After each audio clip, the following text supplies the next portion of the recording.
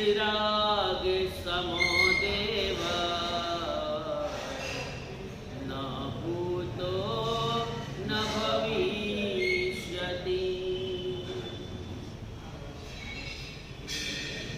नमस्कार महामंत्र की आराधना का आज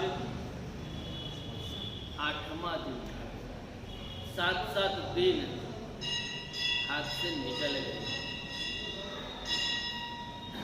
ऐसे यूं ही सारी जिंदगी निकल जाएगी।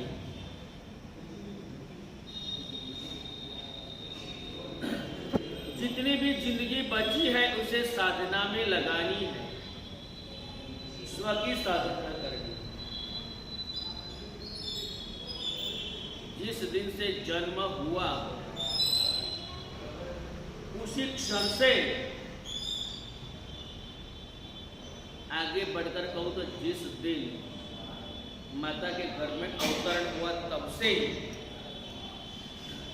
मृत्यु पीछे पड़ा। स्व केवल 1.5 अक्षर का ये शब्द है स्व। धीरे धीरे धीरे आपके नाम को ओवरटेक कर रहा है और कब किसी क्षण वो आगे आ जाएगा मालूम नहीं पड़ेगा। आगे आएगा उसका मतलब क्या? नाम के आगे स्व लग जाएगा, एंड ऑफ लाइफ, खेल खत्म। वो स्व आगे लग जाए इससे पहले स्व की साधना करनी है। स्व यानी कि खुद की साधना। और जो खुद की साधना कर ले, कहा नहीं, एकम जानई सो सब्बम जानई, एकम न जानई सो सब्बम न जानई। चाहे 14 पूर्व का ज्ञान भी प्राप्त न कर लिया हो,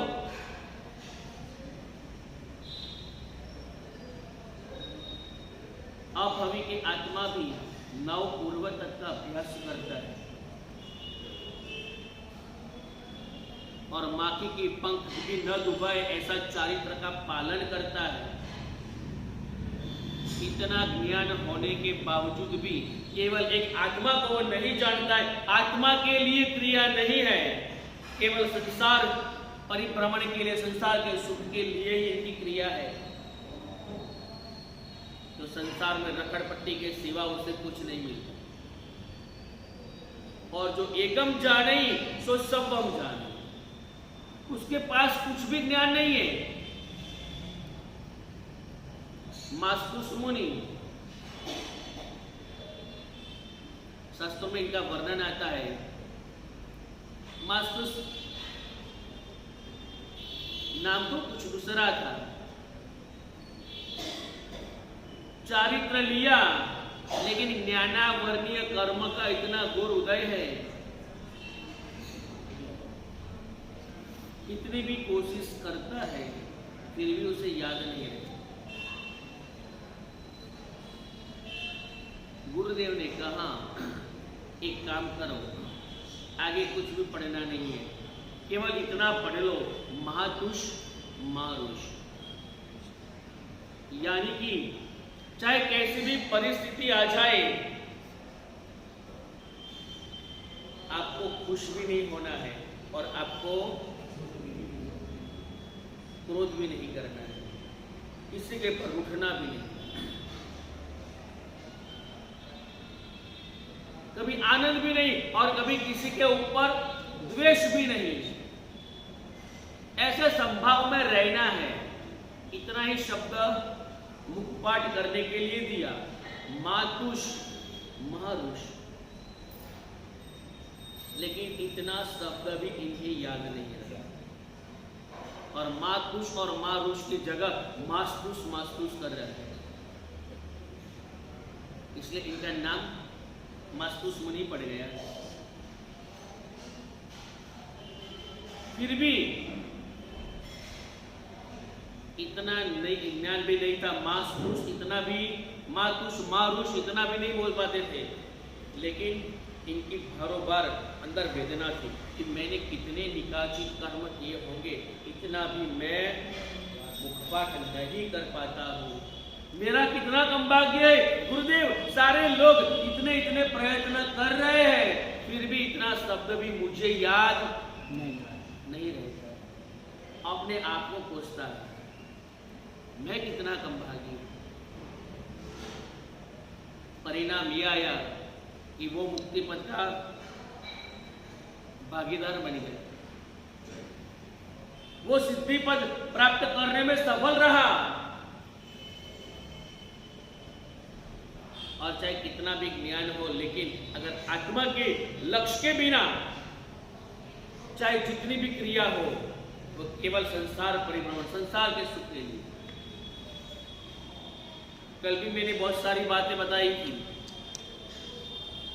कि लक्ष्य निश्चित करके की हुई क्रिया, देखो यहां पर कहा गया है कि दूसरों की नजर में अच्छा हो या ना हो, लेकिन अपनी नजर से अच्छा लगा, उसे पाने के लिए कुछ भी कर जाने के लिए तालावेली चाहिए।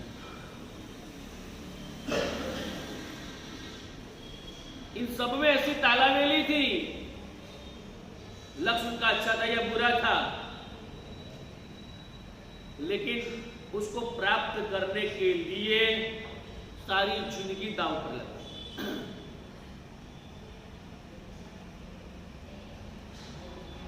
रावण के अंतःपुर में कई सारी रानियां थी, लेकिन केवल एक सीता जी को प्राप्त करने के लिए अपना पूरा रावण वंश का विनाश न हो। पूरे रावण कुल का निकंदन निकाल दिए में निमित्त कौन बना? रावण जब कुंभकर्ण को जगाने के लिए गए, कुंभकर्ण 6 महीने सोता था और 6 महीने जागता था, लेकिन युद्ध का समय था तो रावण बीच में उसे जगाने के लिए गया। इतना उसे डंडोरता है, लेकिन कुंभकर्ण उड़ता नहीं है, ढोल नगर में पिटते हैं। कई महाप्रयत्न के बाद जब कुंभकर्ण जगा, तब रावण ने कुंभकर्ण को कहा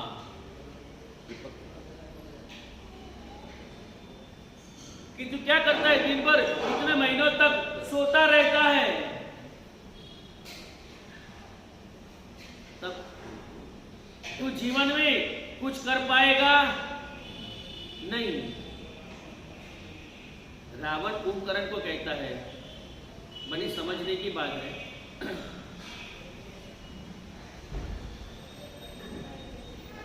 रावण कुंभकर्ण को कहता है कि तू जीवन में कुछ नहीं कर पाएगा, केवल सोने के सिवा और के तेरा काम ही नहीं है।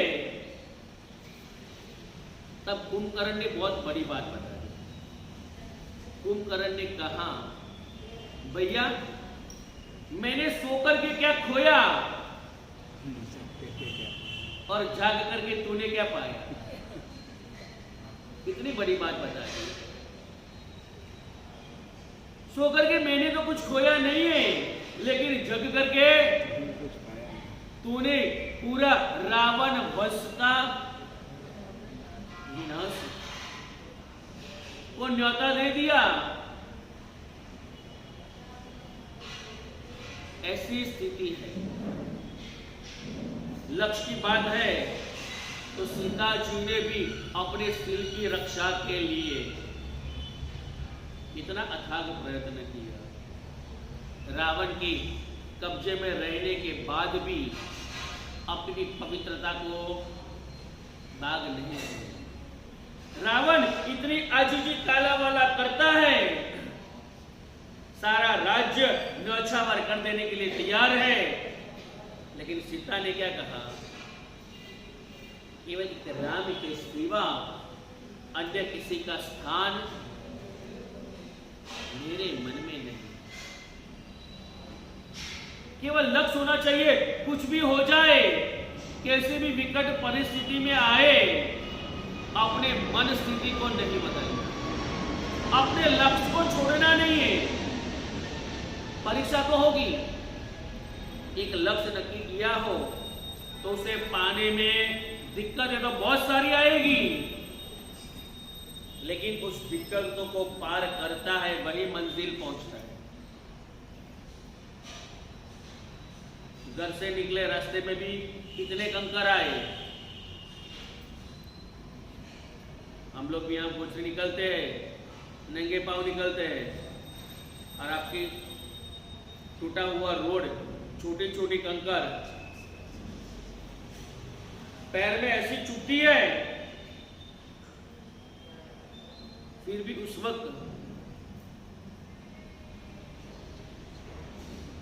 चतुर्मास के लगभग 2-3 महीने पहले की बात है, हम लोग बड़े गुरुदेव के साथ सुबह में दर्शन करने के लिए जा रहे थे। सपा गच्छाधिपति मनोहर कीर्ति सागर सुरेश्वर जी महाराज, मैं और बालमुनि जी और मेरे गुरुदेव उदय कीर्ति सागर स्वामी महाराज, हम चारों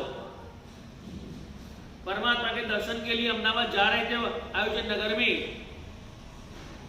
तब मेरे गुरुदेव ने बड़े गुरुदेव से पूछा, छोटी छोटी कंकरें थी, तो कहा कि आपको ये कंकर पैर में लगती होगी, चुभती होगी। तब एक क्षण में गुरुदेव ने जो जवाब दिया, गुरुदेव ने कहा,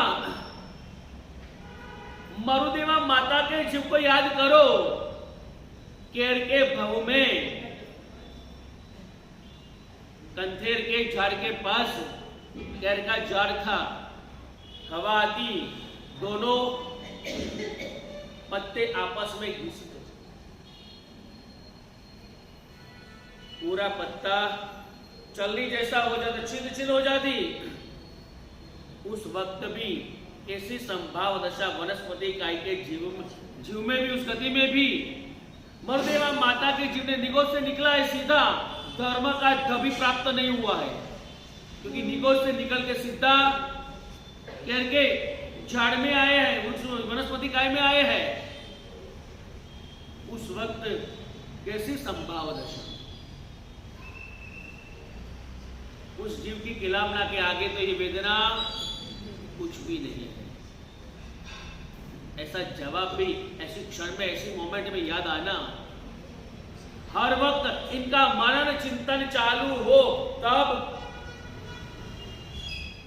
ऐसे जवाब तुरंत ही निकलते हैं। अपनी वेदना नहीं है, तुरंत वंदना है उस मरुदेवी माता को।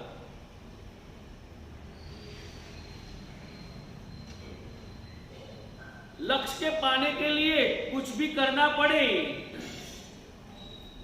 लक्ष्य नहीं छोड़ना है। आगे चल के कहा कि सिकंदर ने सत्ता के लिए कितना कुछ किया,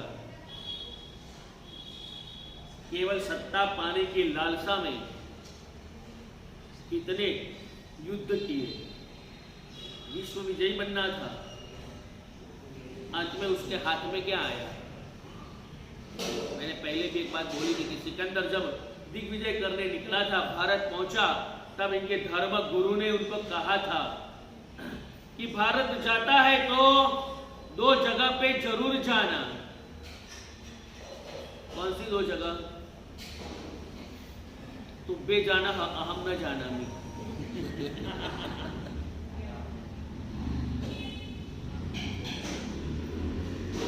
ऐसी 2 जगह है, एक तालाब है, इनमें तू डुबकी मारेगा, अजर अमर हो जाएगा, और ऐसा वन है जिस वन में तू प्रवेश करेगा, तेरा यौवन कायम रहेगा, बुढ़ापा नहीं आएगा। सीधा वो उस तालाब के पास पहुंचा, और जैसे ही तालाब में डुबकी लगाने गया, उस तालाब में पहले से पड़े लोगों की दशा देखी। इतनी दुर्दशा में वो जी रहे थे, बुढ़ापे में जरा के कारण अमर पद तो मिल गया था, लेकिन बुढ़ापे से मुक्ति नहीं मिली थी, इसीलिए वो कनस रहे थे, मौत की प्रार्थना कर रहे थे। बुढ़ापे की जिंदगी जीने से बेहतर है, क्योंकि काया जर्जरित हो गई है, मुंह में से सारा फर्नीचर चला गया है, हाथ भी पैर भी दूज रहे, एक तक भी वो चल नहीं पाता है। ऐसी स्थिति में पड़ा केवल प्रार्थना कर रहा है कि मैंने कहा ये अमर तालाब में डुबकी लगाई, अब तो ये दुख सहन नहीं हो रहा है, इससे तो बेहतर मृत्यु मिले। तो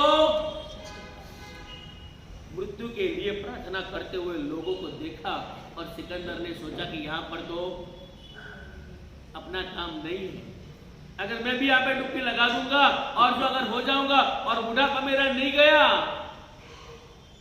तो इन लोगों के जैसी दशा मेरी आएगी। इसलिए लंबी उम्र की प्रार्थना करने से पहले जितना भी आयुष्य हो मेरा अच्छी तरह से अच्छी दशा में गुजरे। जैसे ही वृद्धावस्था आए इससे पहले मैं अपनी धर्म कार्य साधना कर लूं, स्व की साधना कर लूं, क्योंकि उस वक्त तो इन लोगों को पूछो धर्म करने का मन होता है नहीं। जिन्होंने पूरी जिंदगी कावा दावा में बिताई हो,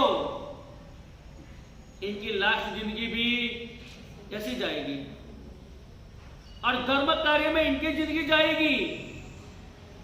यहां पर भी विशेष स्थानक कितनी उम्र में चल रहा है। कई लोग ऐसे जो बड़ी उम्र में भी कितनी लंबी लंबी तपश्चर्याएं, और आप लोग तो युवा हो फिर भी तपश्चर्या करने का मन नहीं होता है। परिस्थिति में मन को बदलना है कि मुझे मेरे स्व की साधना करनी है और इस उम्र में ही मुझे साधना करनी है, और अभी से साधना करूंगा तो ही जब शरीर मेरा जर्जरित हो जाएगा तब केवल अनुमोदना के सिवा कुछ नहीं कर पाएगा। उस वक्त जो इस वक्त नहीं किया तो उस वक्त पछतावे के सिवा कुछ नहीं। इसीलिए सिकंदर ने सोचा कि ऐसा अमर पटा मुझे नहीं चाहिए, लेकिन गुरुदेव ने कहा था दूसरी ऐसी जगह है वहां पर केवल यौवन अवस्था है, वहां पर बुढ़ापा आता नहीं है, वहां पर मुझे जाना है। तलाश में लग गया और चलते चलते उस वन के पास भी पहुंच गया। जैसे ही वन में एंटर होने रहा है और तुरंत उसने वहां पर भी दृश्य देखा। कई लोग आपस में युद्ध कर रहे थे। पूछा कि भाई आप लोग आपस में क्यों लड़ रहे हो? उसने कहा ये मेरा बाप है, लेकिन ये वन में आ गया है, युवान हो गया है, अब सारी संपत्ति वो अपने पास लेकर के बैठा है, मुझे कुछ देता बेटे को लेना है और बाप को देना। एक लेने के लिए लड़ रहा है और दूसरा नहीं देने के लिए लड़ रहा है। आपस में दोनों को लड़ते हुए देखा। सिकंदर ने सोचा कि कैसी स्थिति है संसार की, गुरु ने मुझे केवल जगाने के लिए यहां भेजा कि विश्व में ऐसी स्थिति है चाहे कितना भी इकट्ठा कर लो, लेकिन जो थोड़ी भी धर्म आराधना स्व की साधना नहीं की तो भी यहां जितना इकट्ठा किया हुआ है वो सारा का सारा यहां रह जाएगा। सिकंदर ने अपना फरमान बनाया। एंड मोमेंट पर सिकंदर ने अपना फरमान बनाया और उस फरमान में कहा कि मेरे सारे वैद्यों हकीमों को कह देना मेरा जनाजा उठाए, मेरे सेवकों को बोलना सारी संपत्ति लेकर के मेरी आगे चले और मेरे दोनों हाथ खुले रखना। कि सिकंदर खाली हाथ आया था और खाली हाथ इतने सारी संपत्ति होने के बावजूद एक पाई भी साथ में लेकर नहीं गया। इसलिए सारी संपत्ति, धन दौलत, सारा सब कुछ इधर छोड़कर के जाना है। साथ में केवल ये नमस्कार महामंत्र की आराधना, स्व की साधना आएगी। इसके सिवा इस दुनिया की कोई भी चीज आने वाली नहीं है। इसीलिए कहा कि नमस्कार महामंत्र का स्मरण श्रद्धा और विश्वास से करना चाहिए। जितनी श्रद्धा और विश्वास से इस नमस्कार महामंत्र की आराधना करेंगे इतना ही शीघ्र फल मिलेगा। रेलवे स्टेशन पर एक लड़के पानी लेकर के निकले।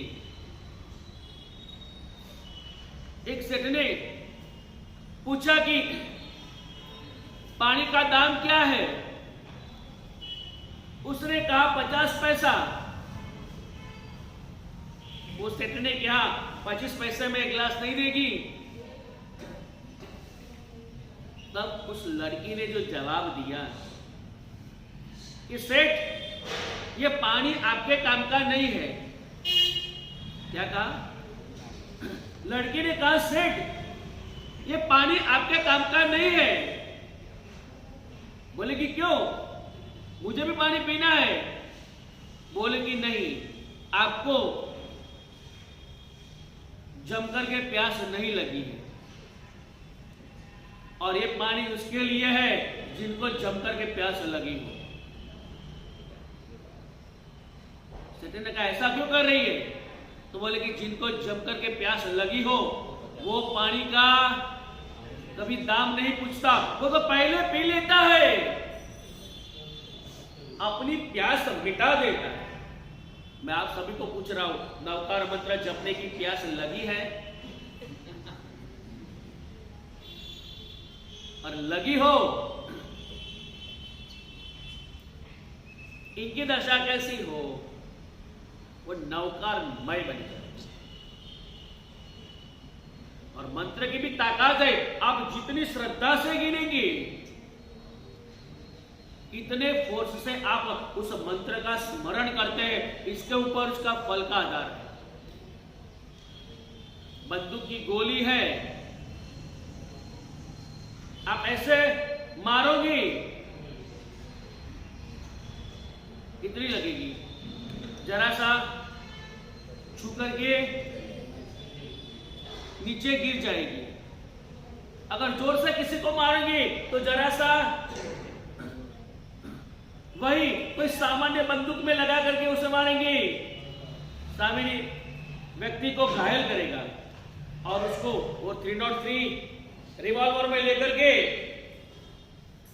अगर ट्रिगर दबाओगे तो 3-4 व्यक्ति भी सामने खड़े होंगे, सबको छेद करके चली जाएगी। जैसे गोली की ताकत है, लेकिन गोली की भी ताकत कब सफल होती है? उसका इस्तेमाल इससे किया जाता है। इसी तरह मंत्र का तो प्रभाव है ही, मंत्र तो प्रभावशाली है ही, गोली ताकतवान है, इसमें कोई शंका नहीं है। लेकिन इस्तेमाल इसको किस तरह से किया? अगर केवल ऐसे मारने से किया तो वो मारेगी नहीं, केवल सामान्य चोट पहुंचाएगी। इसीलिए केवल ऊपर ऊपर से नवकार मंत्र किया तो सामान्य फल देगा। और वही नमस्कार महामंत्र यदि भाव से गिना, श्रद्धा से गिना, नवकारमय होकर के गिना तो उसका फल कितना मिलेगा? श्रद्धा से और भाव से करना। बनावट और छेतरपिंडी यहाँ नहीं करनी। हम तो यहाँ पर भी बनावट और छेतरपिंडी करते हैं। यहाँ पर भी बनावट और छेतरपिंडी करते हैं। हमको अहमदाबाद में थी और एक भाई मिले, प्रवचन के बाद आए, इसके साथ बातचीत हुई। उसने कहा कि महाराज साहब, मैं बहुत सारी धर्म आराधना कर रहा हूं, मैंने बहुत सारे नियम लिए हैं। मैंने कहा भाई क्या क्या नियम लिए हैं तुमने? बोले कि हर रोज उभय तंत्र प्रतिक्रमण करना, हर रोज नमस्कार महामंत्र की 20 माला गिनना, परमात्मा की 3-3 घंटे तक सेवा पूजा करना, दिन में 5-6 सामायिक करना। मैं सुनता रहा। मैंने कहा भाई संसार में हो और इतनी सारी आराधना, आपको धन्यवाद है। आप इतने सारे कैसे कर पाते हो? कभी तो कहीं कुछ काम के लिए बाहर आना जाना हो। मैंने कहा ये नियम आपने कब लिया था? बोले कि अगली संवत्सरी के दिन लिया था। मैंने सोचा 8, 9, 10 महीने हो गए, इतने दिन तक अभी तक एक दिन भी पढ़ा नहीं है। तब उसने कहा महाराज साहब, मैंने नियम में कुछ थोड़ी सी छूटछाट ली है। मैंने कहा भाई क्या छूटछाट ली है? बोले कि संजोगवशात अगर कुछ ऐसा काम आ जाए, ऐसी परिस्थिति आ जाए तो उस दिन नहीं करना। मैंने कहा भाई 8-10 महीने हो गए, इसमें कितने दिन ऐसे आए जिस दिन तेरी आराधना हुई? तब उसने कहा महाराज साहब ऐसा मत पूछो, ऐसा पूछो कि कितने दिन आराधना की, क्योंकि हर दिन ऐसे संजोग आते ही रहते हैं कि मेरी आराधना होती ही नहीं है। मैंने बोला ऐसी क्या परिस्थिति आ जाती है? उसने कहा सुबह में 8 बजे तो उठता हूं, फिर कुछ छापा पेपर वगैरह पढ़ता हूं, थोड़ा सा टीवी वगैरह देखता हूं, फिर खाना खा के दुकान चला जाता हूं, 8, 8:30 बजे आता हूं, आकर थोड़ी देर टीवी बैठ करके देख करके वापस सो जाता हूं। मुझे टाइम ही कहां मिलता है आराधना करने का? ऐसे संजोग है, आराधना तो करनी है लेकिन मेरे पास। आप सबकी यही हालत है ना? मैं पूछ रहा हूं आप सबकी भी हालत कैसी है? इतने सारे नियम ले लिए लेकिन इनमें से एक भी नियम का पालन नहीं, ऐसी स्थिति नहीं करनी है। 10 सूत्र में आता है संजोग मूला जीवेन पत्ता दुखम परंपरा। इस भाई की बात सुनकर के ये नई व्याख्या मिल गई। संजोग के वश होकर के ऐसी दशा में आकर के व्यक्ति दुख की परंपरा खड़ी कर देता है। ऐसी स्थिति में हमें नहीं जाना। खराब हालात को भी अवसर में पलटना है। चाहे कैसी भी परिस्थिति हो उसमें भी धर्म नहीं छोड़ना है। दुकान में बैठे बैठे भी नौकारमय होना है। किसी के साथ बातचीत भी भले चालू हो, मन में तो नौकार का गुंजन होना चाहिए। हर क्षण हर पल नौकारमय बनना। ऐसा नमस्कार महामंत्र मिला है, ऐसा मनुष्य जन्म मिला है। परमात्मा ने कहा समयम गोयम मापमाय। एक गौतम एक क्षण का भी प्रमाद है। आज भी चारित्र पद की आराधना है। मंगलानंच सव्यसेम पद का जाप है और चारित्र पद की आराधना है। चारित्र तो नवपद का प्रवेश द्वार है। जैसे सम्यक दर्शन प्रवेश द्वार है, ऐसे ही चारित्र पंच परमेष्टि का प्रवेश द्वार।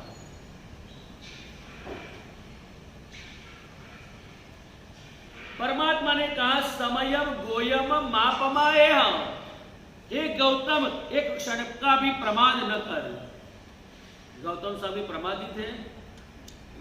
नहीं, गौतम स्वामी प्रमादी नहीं थे। फिर भी परमात्मा ने गौतम स्वामी को उपदेश करके जगत के सारे जीवों को बताया कि क्षण का भी प्रमाद नहीं। जयंती श्राविका ने भी परमात्मा से पूछा, भगवान कौन से जीव ऊँघते सारे अच्छे और कौन से जीव जागते अच्छे? परमात्मा ने कहा धर्मी जीव जागते अच्छे और पापी जीव सोते अच्छे। उनको सोते रहने दो। अब हम सबको तो जागना है। मैं आपसे पूछ रहा हूं, आप जागते हो या सोते हो? परुषणा पर्व आ रहा है, जागते हो या सोते हो? जागना किसको कहा जाता है? जो हर हमेशा अपनी आत्मा के सोच में है, जरा सा भी कर्म बंद मुझसे न हो जाए, कर्म से डरे। आप तो इस तरह से डरते हो, पाप से नहीं, मेरा पाप बाहर न पड़ जाए, किसी के ध्यान में ना आ जाए। डर किससे है? पाप से डरे यार, ज्यादा प्रयत्न पाप नहीं करना उसमें, या पाप होगा उसको छुपाने में है। मेरा पाप कहीं किसी के ध्यान में ना आ जाए, पाप से नहीं डरे। लेकिन पाप किसी की नजर में ना आना चाहिए, किसी के ध्यान में ना आना चाहिए, इस तरह से पाप करना है। ऐसा नहीं, पाप ही नहीं करना है। मुक्ति पाप से चाहिए। अगर कर्म का उदय आएगा तब वो छत पे जाकर के पुकारेगा। पाप तो नहीं, जितना भी लाख प्रयत्न कर लो वो छुपेगा, कोई नहीं दिखता है। फिर भी ऊपर वाला तो, ऐसी कौन सी जगह है?